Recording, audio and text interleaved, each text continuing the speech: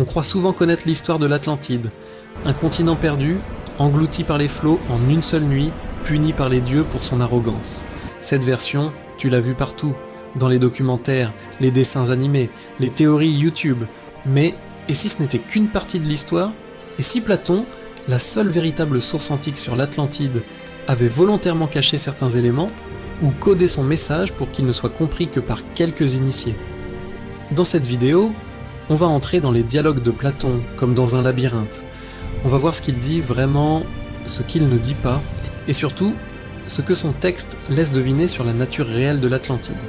Reste bien jusqu'à la fin, parce que la dernière pièce du puzzle change complètement la façon dont on regarde ce mythe. Officiellement, l'Atlantide apparaît dans 2 textes de Platon, le Timée et le Critias. Mais ce qui est fascinant, c'est que Platon ne raconte pas cette histoire en son propre nom. Dans le Timée, c'est un personnage, Critias, qui explique tenir le récit de son grand-père. Lui-même le tenait de Solon, le célèbre législateur grec. Et Solon, lui, aurait entendu cette histoire, de prêtres égyptiens. Autrement dit, l'Atlantide est un récit à 4e main. Égyptien, Solon, grand-père de Critias, Platon. Pourquoi Platon, philosophe ultra rigoureux, accepte-t-il une chaîne de transmission aussi fragile pour parler d'un cataclysme planétaire? Est-ce ce qu'il croit vraiment à l'Atlantide comme à un fait historique, ou est-ce qu'il utilise ce mythe comme un outil pour faire passer un autre message? Déjà ici, quelque chose cloche. Platon, qui critique sans arrêt les poètes et les mythes, choisit de construire l'un de ses dialogues les plus sérieux autour de une légende transmise par des prêtres étrangers. Et ce n'est pas la seule bizarrerie. Car si on regarde de plus près les détails de son récit, on découvre des chiffres impossibles, des descriptions exagérées, et un indice qui fait penser que l'Atlantide n'est peut-être pas un continent du passé, mais le miroir d'une civilisation bien plus proche de Platon qu'on ne le croit. Dans le Timée, Platon donne une date.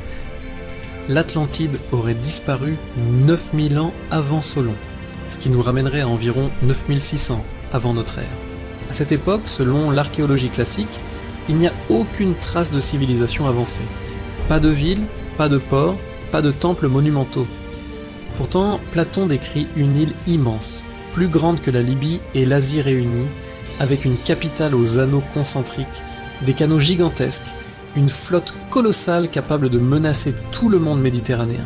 Les sceptiques disent « c'est impossible », donc c'est un pur mythe. Mais certains chercheurs font remarquer que Platon joue souvent avec les nombres pour créer des symboles. Les 9000 ans pourraient en cacher un code numérologique, un multiple, ou une exagération volontaire destinée à éloigner l'événement dans un temps sacré plutôt que dans un temps historique. Autrement dit, Platon pourrait parler d'un vrai souvenir ancien, mais l'avoir volontairement déplacé dans une zone temporelle inaccessible à la vérification. Et pourtant ce n'est pas le détail le plus troublant. Quand Platon décrit l'Atlantide, on a parfois l'impression qu'il ne parle pas d'un monde ancien, mais qu'il critique en creux la société de son propre temps, comme si l'Atlantide était le double obscur d'Athènes. Platon oppose 2 mondes. D'un côté, l'Atlantide, riche, puissante, matérialiste, obsédée par la domination, de l'autre, Athènes, ancienne, simple, vertueuse, guidée par la sagesse des dieux. L'Atlantide commence comme une civilisation prospère, ordonnée, proche du divin, mais qu'au fil du temps, elle se corrompt.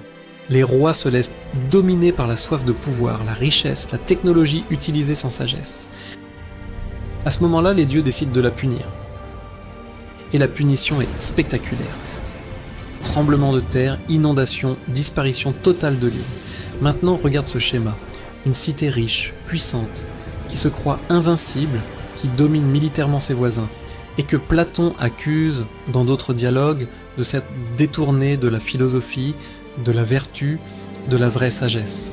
Ce n'est pas seulement le portrait de l'Atlantide, c'est le portrait d'Athènes, la ville de Platon, au moment où elle construit un empire, fait la guerre à ses voisins et vit dans le luxe grâce aux tribus. Certains spécialistes pensent donc que l'Atlantide n'est pas seulement un continent disparu, mais un avertissement déguisé aux Athéniens. Voilà ce qui arrive aux civilisations qui confondent puissance et grandeur. Platon n'aurait pas inventé l'Atlantide pour rien, mais il aurait utilisé un récit ancien pour critiquer son présent. Et pourtant, même ça ne suffit pas à expliquer tout, car il reste une dernière anomalie, une fracture dans le texte de Platon. Quelque chose que beaucoup de lecteurs oublient, le récit de l'Atlantide est incomplet. Et ce détail, lui aussi, pourrait être volontaire. Platon commence à développer l'histoire de l'Atlantide dans le Critias. Il décrit la géographie, l'organisation politique, la descente progressive dans la décadence. Et puis, le texte s'arrête, brutalement. Le Critias est un dialogue inachevé. On ne sait pas si Platon est mort avant de le finir, si la dernière partie du manuscrit a été perdue, ou s'il a délibérément laissé l'histoire en suspens. Ce silence ouvre la porte à deux lectures. Soit l'Atlantide est un mythe inachevé, un chantier que Platon n'a jamais terminé, soit l'incomplétude est un message. Ce n'est pas à lui de conclure le destin de l'Atlantide, c'est à nous. Comme s'il disait « Je t'ai donné les pièces du puzzle, à toi de décider si tu veux voir l'Atlantide comme un simple conte ou comme un avertissement pour ta propre civilisation. » Dans cette perspective, l'Atlantide n'est plus seulement une île engloutie. CA est un archétype, le destin de toute société qui atteint un niveau de puissance technologique et militaire, sans élever au même niveau sa sagesse, sa capacité à se remettre en question. Alors, qu'est-ce que Platon ne nous a jamais dit directement sur l'Atlantide ? Il ne nous dit jamais clairement si elle a vraiment existé. Il ne nous dit jamais où elle se trouvait exactement. Il ne finit même pas son récit.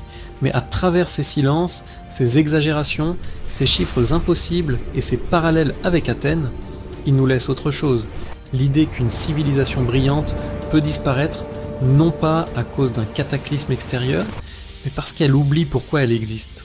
Aujourd'hui, on vit dans un monde obsédé par la croissance, la technologie, la vitesse. On construit des empires économiques, numériques, militaires.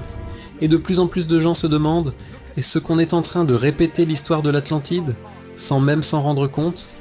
Dans les prochains épisodes, on va plonger encore plus loin dans les hypothèses géographiques qui situent l'Atlantide sous la glace, dans le Sahara ou au fond de l'Atlantique, dans les traces archéologiques réelles qui ressemblent étrangement à ce que décrit Platon, et dans les lectures plus spirituelles qui voient l'Atlantide comme un souvenir collectif d'un âge oublié. Si tu veux suivre toute cette exploration, tu peux t'abonner à l'Archéonaute maintenant. Et dis en commentaire, pour toi l'Atlantide est-elle un lieu réel ou une métaphore ? Parce que, au fond, la vraie question n'est peut-être pas « est-ce que l'Atlantide a existé ?», mais « est-ce que nous sommes en train de devenir la prochaine Atlantide ?»